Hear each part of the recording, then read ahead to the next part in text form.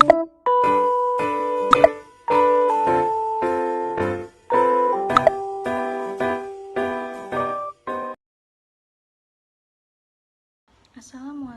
warahmatullahi wabarakatuh.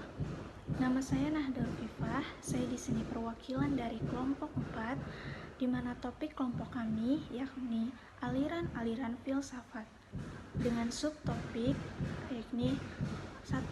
Aliran ontologi yang akan dibahas oleh Aini Oktaruwina. Lalu yang kedua yaitu ada aliran epistemologi yang akan dibahas oleh Sylvia Hartini. Lalu yang ketiga ada aliran aksiologi yang akan dibahas oleh Syafira Arum. Lalu yang keempat ada tokoh filsafat yang berpengaruh di dunia pendidikan yang akan dijelaskan oleh Putri Faradila.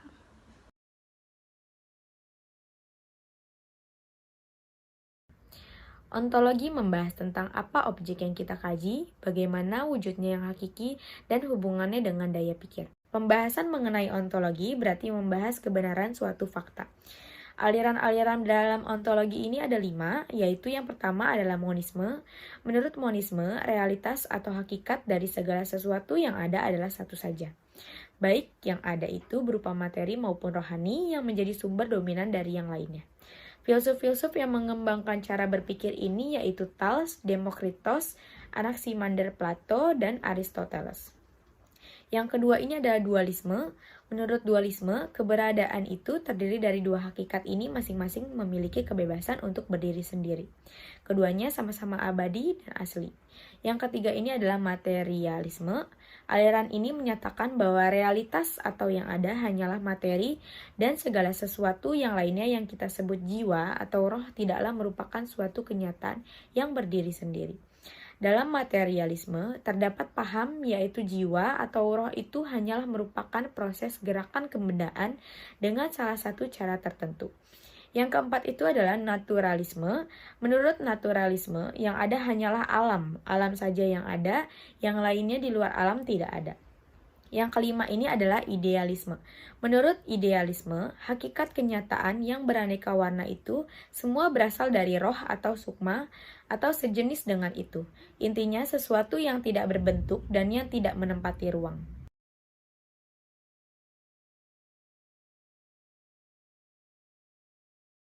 Aliran epistemologi dalam filsafat itu terdapat 5. Yang pertama ada aliran rasionalisme.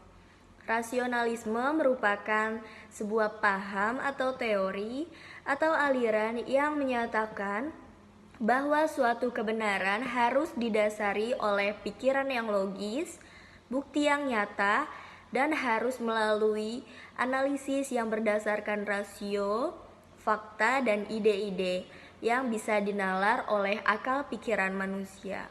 Atau secara sederhananya yaitu berpikir sesuai dengan akal pikiran. Yang kedua ada aliran empirisme. Aliran empirisme merupakan sebuah teori yang menyatakan bahwa semua pengetahuan yang didapat didasari oleh suatu pengalaman.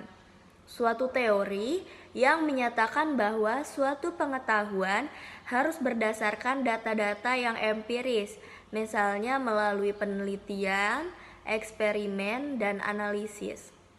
Ketiga, ada aliran kritisisme. Aliran kritisisme yaitu suatu aliran yang menjadi jembatan antara aliran rasionalisme dan aliran empirisme.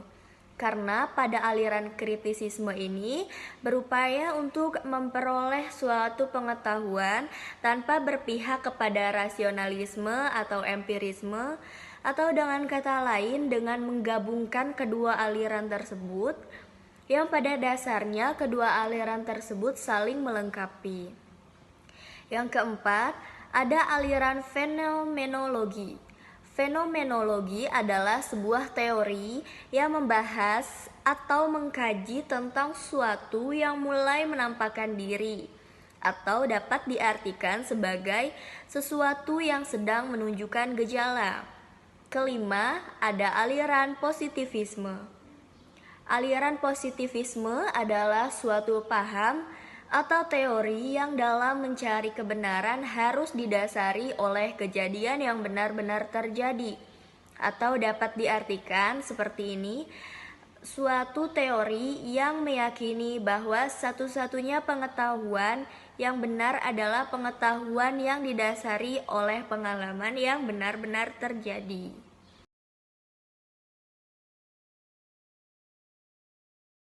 Yang pertama ada aliran pragmatisme.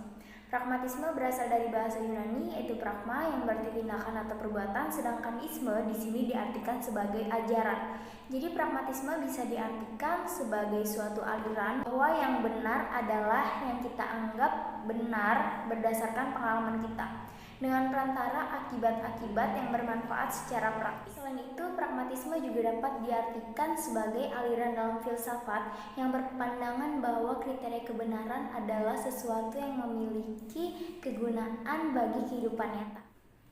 Pragmatisme menurut perkembangan zaman merupakan aliran yang paling mudah dan juga dipandang sebagai aliran modern. Itu disebabkan karena pragmatisme lahir di tengah-tengah situasi perkembangan teknologi zaman modern saat ini. Yang kedua ada aliran idealisme. Idealisme adalah aliran dalam filsafat yang menganggap bahwa realitas ini terdiri dari ide-ide pikiran akal atau jiwa dan bukan benda material dan kekuatan. Lebih jelasnya, aliran idealisme adalah aliran yang menilai baik buruknya suatu perbuatan manusia yang berprinsip pada kerohanian atau ide. Yang ketiga ada aliran hedonisme.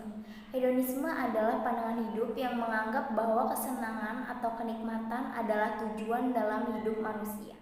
Konsep moral dari hedonisme adalah menyampaikan kebaikan dan kesenangan secara fisik selalu membawa kebaikan. Hedonisme juga dapat disebut sebagai paham kesenangan yang awalnya merupakan konsep filsafat etika.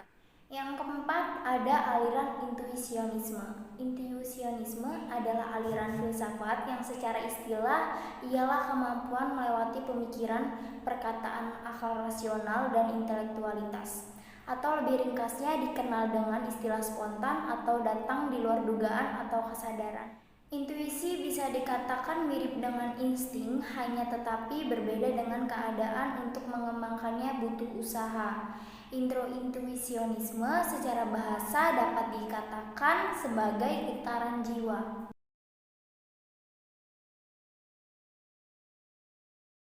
Tokoh filsafat yang mempengaruhi filsafat pendidikan adalah yang pertama ada Socrates. Prinsip pendidikan menurut Socrates adalah metode diaklesis, yang dimana telah menjadi dasar teknik pendidikan yang direncanakan untuk mendorong manusia belajar, untuk berpikir secara cermat, untuk menguji coba diri sendiri, dan untuk memperbaiki pengetahuannya. Tujuan pendidikan yang benar menurut Socrates adalah untuk merangsang penalaran yang cermat dan disiplin mental, yang akan menghasilkan perkembangan intelektual yang terus-menerus dan standar moral yang tinggi. Tokoh selanjutnya adalah Thomas Aquinas, seorang filsuf dan teolog barat termasyhur pada masa abad pertengahan.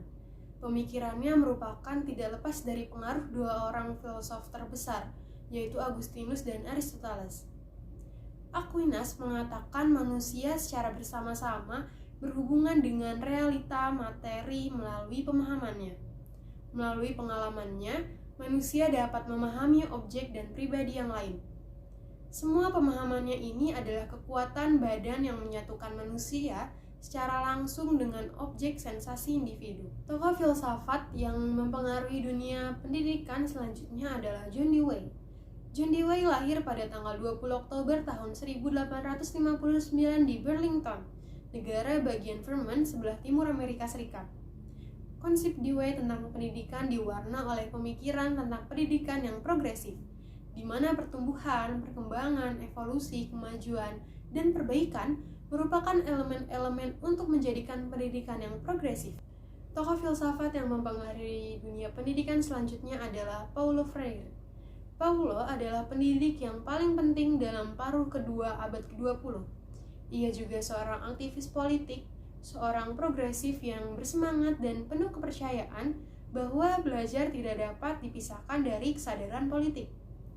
Ide-ide Paulo Freire tentang pendidikan adalah analisis masalah pendidikan yang berkaitan erat dengan politik hegemoni kelompok elit atau pemerintah yang menjadikan masyarakat bawah sebagai kaum tertindas. Tokoh filsafat yang berpengaruh di dunia pendidikan yang terakhir saya akan bahas adalah Ivan Illich. Ivan mengatakan bahwa tujuan utama pendidikan adalah perombakan atau pembaharuan berskala besar dan segera di dalam masyarakat dengan cara menghilangkan persekolahan wajib. Sistem persekolahan formal yang ada harus dihapuskan sepenuhnya dan diganti dengan sebuah pola belajar sukarela dan mengarahkan diri sendiri. Akses yang bebas dan universal ke bahan-bahan pendidikan serta kesempatan-kesempatan belajar mesti disediakan, namun tanpa sistem pengajaran wajib. Tokoh filsafat yang mempengaruhi dunia pendidikan selanjutnya adalah Aristoteles. Umat manusia telah berhutang budi padanya karena banyaknya kemajuan dalam filsafat dan ilmu-ilmu pengetahuan, khususnya logika, metafisika, politik, etika, biologi, dan psikologi.